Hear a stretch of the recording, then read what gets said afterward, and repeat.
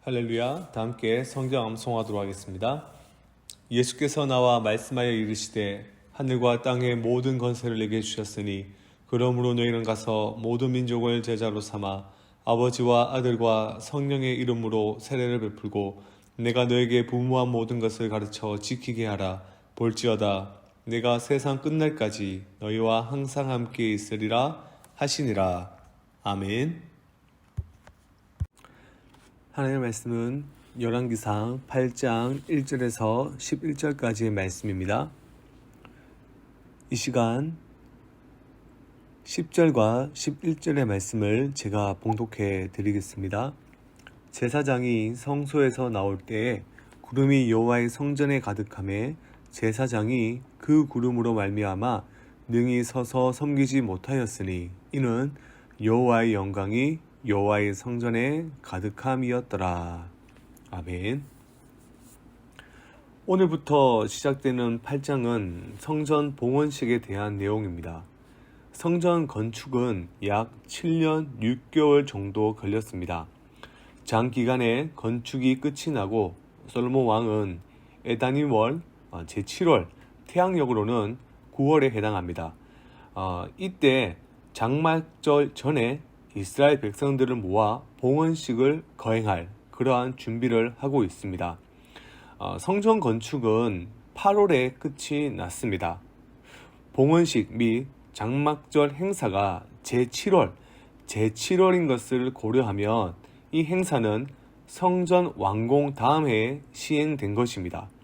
즉 솔로몬이 성전을 완공한 후에 1절에 보면 여호와의 언약궤를 안치하고자 했지만 무려 11개월이나 기다린 것이죠.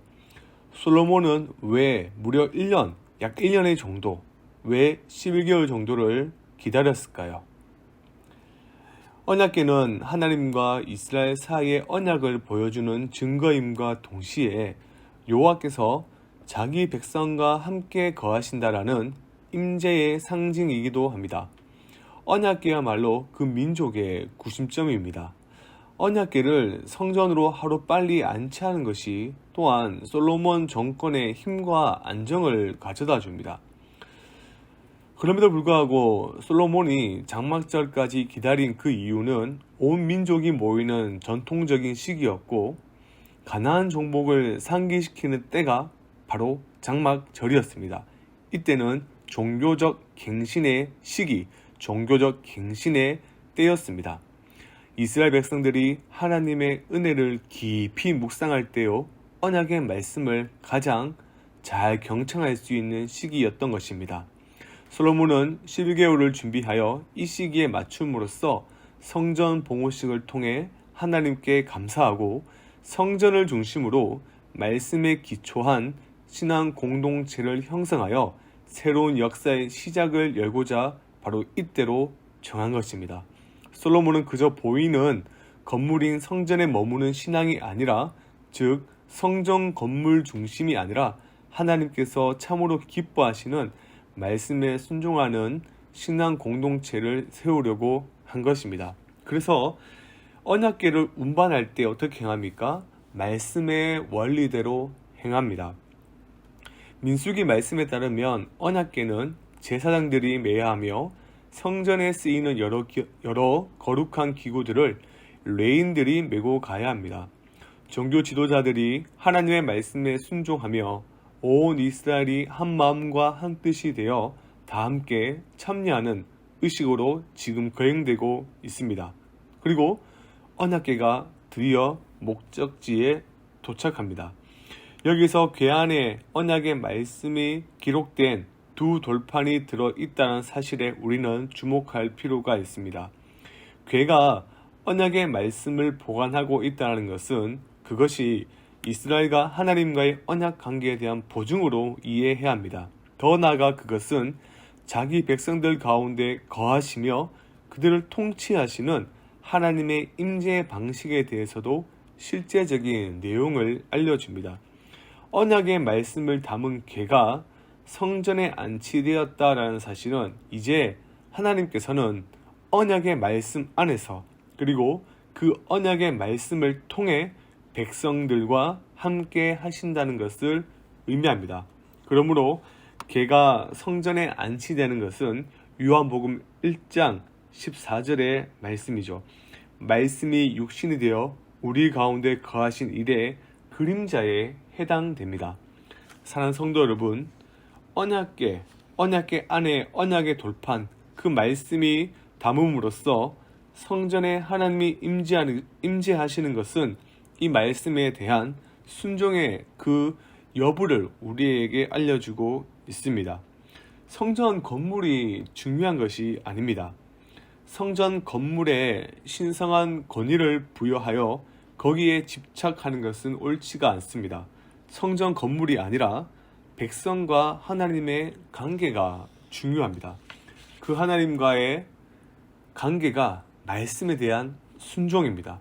하나님의 나라가 세워지는 중요한 원리는 말씀의 다스림 안에 있는 것입니다. 하나님이 다스리시는 하나님의 임재가 있는 나라는 말씀의 통치가 있는 곳입니다. 하나님의 나라를 선포하는 공동체란 하나님의 임재를 드러내는 공동체입니다. 하나님의 나라를 드러내기 위해서는 우리 모두 하나님의 말씀의 원리에 따라 살아야 합니다. 하나님의 말씀에 절대적인 지배를 받아야 합니다. 하나님의 말씀의 원리에 따라 사상과 인격과 삶의 체계가 형성되어 모든 영역에서 하나님의 다스림을 받기 위해서 성령 충만한 상태가 우리는 또한 되어야 합니다.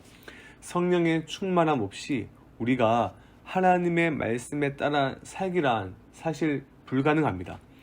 성령의 충만함과 은혜 없이 말씀대로 산다 한다는 것은 그것은 예수님께서 그토록 싫어하신 바리새인과 그 당시 종교 지도자들과 똑같은 모습입니다. 하나님을 사랑하는 마음이 조금도 없고 그저 다른 이들에게 인정받고 자기의 의를 세우고자 하는 그릇된 신앙의 모습이라는 것입니다. 오늘 이 아침에 우리가 기도할 때에 우리 모두가 성령으로 충만하여 하나님의 말씀이 우리의 삶을 다스리고 임재가 드러나길, 그러한 기도가 있기를 소망합니다. 이어 말씀을 보면 언약궤가 성전에 안치되자 영광의 구름이 성전을 가득 채웠습니다. 그 영광이 어찌나 컸던지 제사장들이 능히 서서 섬기지 못할 정도가 되었습니다. 시내산에서 성막이 완공되었을 때도 영광의 구름이 나타나 성막을 가득 채우므로 들어갈 수 없을 정도로 되었다라고 모세는 기록하고 있습니다.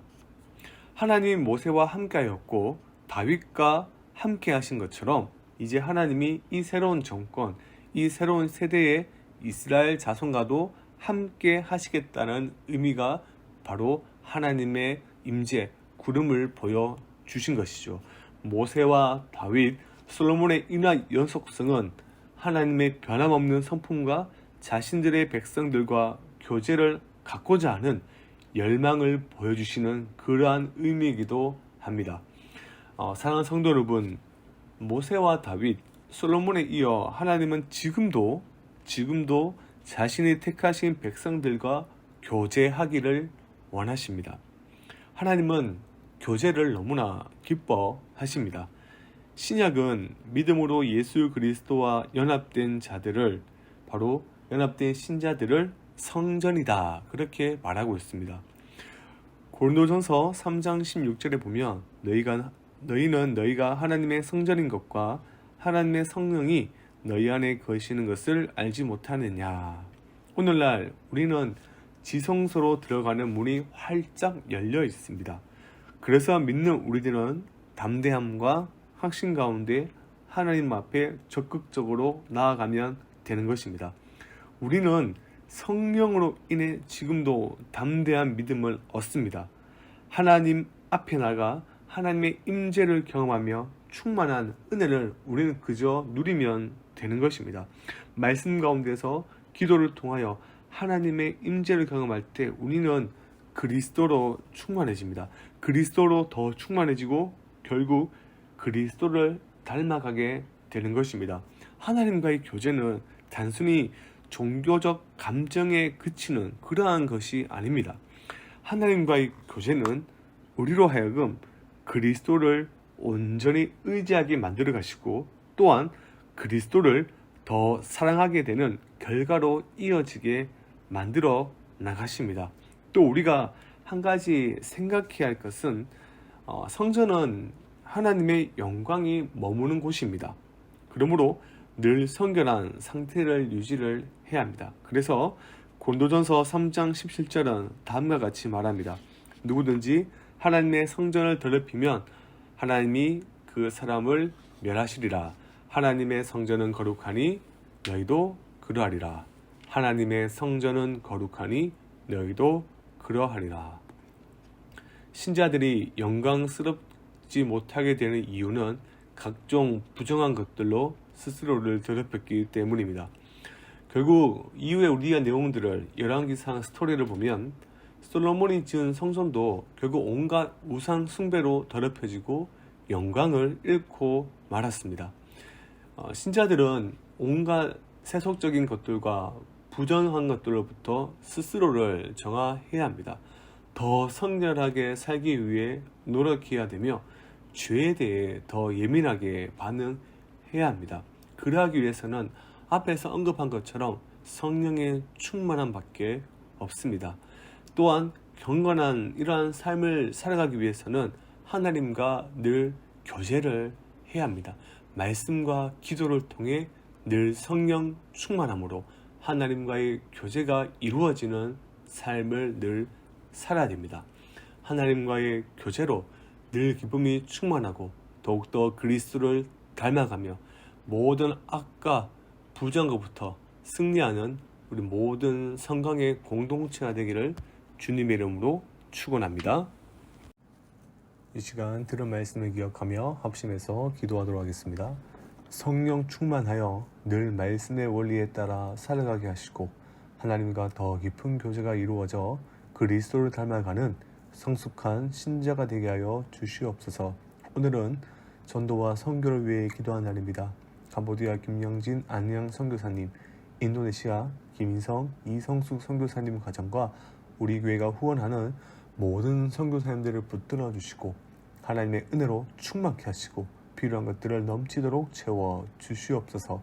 우리 모두에게도 구령의 열정을 회복시켜 주셔서 2023년에는 수많은 잃어버린 영혼들이 주께로 돌아오는 역사가 일어나게 하여 주시옵소서. 우리 교회가 영혼 구원하여 제한 삼는 교회의 본적 사명에 전심으로 헌신하여 하나님의 일하심을 크게 경험하게 하여 주시옵소서. 또한 행초와 이에도 각자가 가진 기도 제목들을 간절함을 담아 주여 부르고 기도하겠습니다. 주여